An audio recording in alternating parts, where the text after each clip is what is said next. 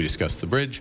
I explained that Canada, of course, paid for the construction of the bridge, over $4 billion, that the ownership is shared between the state of Michigan and the government of Canada, and that in the construction of the bridge, obviously there's Canadian steel, Canadian workers, but also U.S. steel, U.S. workers that are involved. This is a great example of cooperation between our countries.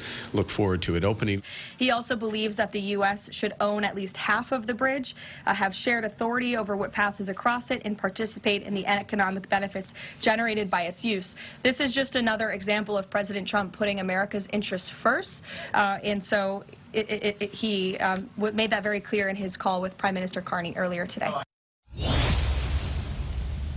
Welcome back to Power Play and coverage of our top story tonight. U.S. President Donald Trump threatening to block the opening of the Gordie Howe International Bridge, which connects Ontario and Michigan, unless the United States is, quote, fully compensated for everything it has given Canada. A little bit of background. The bridge's construction was negotiated over decades, and a deal was signed in 2012 by Rick Snyder, Michigan's Republican governor at the time, and Stephen Harper, the Prime Minister here in Canada. That deal saw Canada agree to shoulder the cost of construction and was endorsed by the Trump administration and Donald Trump himself back in 2017 during his first term in office. Former Governor Rick Snyder is with us live right now. Governor, a pleasure to welcome you to our program. Thank you very much for making the time. It's great to be with you. So given the fact that the president had in 2017 endorsed the merits of the bridge, and given what you know yourself about the merits of the bridge, were you surprised to hear him take aim at it? Yeah, I was. My first reaction was he got bad advice from his advisors and people around him in terms of the facts. Because if you go through the Truth Social post, it talks about how the U.S. should have half the bridge. It talks about, there's no U.S. materials in the bridge. All those things were inaccurate. Actually, I wrote an opinion piece today that was published in the Detroit News that went through and factually corrected those things, because I think it's important to get the president the facts. And so that's what I asked in my piece, was to say, Mr. President, now that you have the facts, I would hope you'd reevaluate this, because if anything, the sooner we open the bridge, it's better for all of us. Michiganders, Americans, Canadians, everybody wins the faster we get this bridge open. Just in case a clip might make it to somebody who does advise him, in your view, Governor, what are the most important facts to know about this bridge? Well, I always say thank you to Canada. I've always had a great relationship, and after what happened with the bridge, in terms of Canada financed the entire bridge. So there was no money put up by Michigan or the United States for the actual bridge itself. So we had no obligation, no liability. We will have 50% ownership, the state of Michigan, and the country of Canada will get repaid all its fronted money plus interest, and then we'll be 50-50 partners. That's a fabulous deal for our country and for our state, and we should be very thankful to that. So again, thank you, Canada. I was just reading moments ago in the New York Times, to your earlier point about who might be advising, for example, the advisors of the president, that the owners of the Ambassador Bridge, which of course you and our viewers will know were vehemently against and have been, as you pointed out in your opinion piece today, for a long time, the construction of this new bridge, met with Howard Lutnick on Monday in Washington. Does that surprise you at all? Well, that's part of the troubling part of this, is that the Maroons are the only party that benefits from delaying the bridge.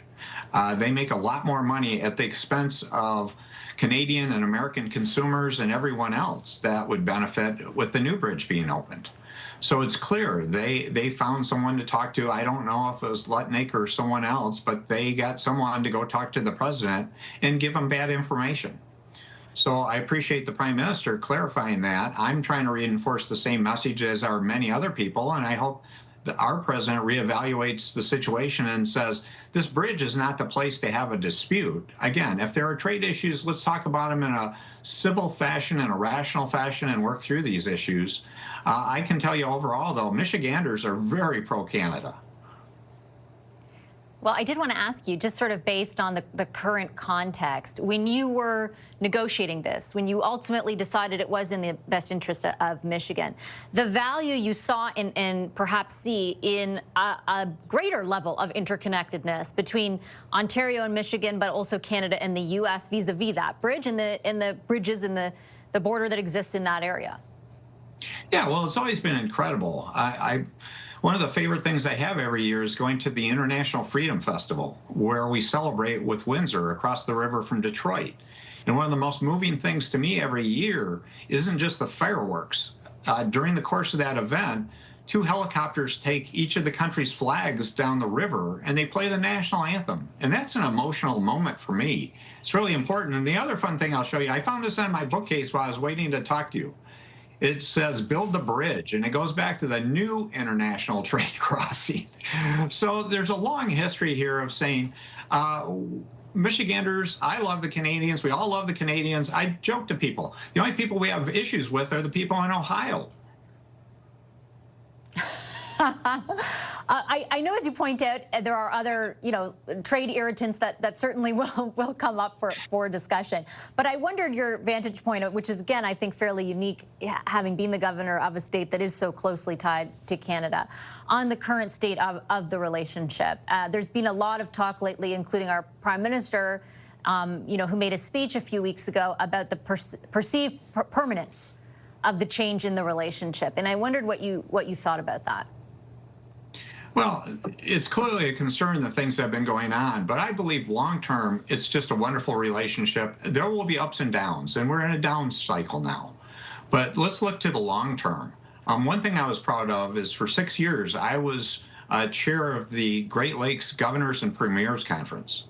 And for all those years, we did wonderful projects with the premiers of Ontario and Quebec and the other states, showing how we could find common ground and doing things together. So let's not forget all the normal day-to-day ongoing things that bind us together in a wonderful way. And the fun part is I had a joke I actually made in the column about, hey, the women hockey teams are playing each other tonight. So we love each other, but I'm going to root for the U.S. to win that. It's hockey now.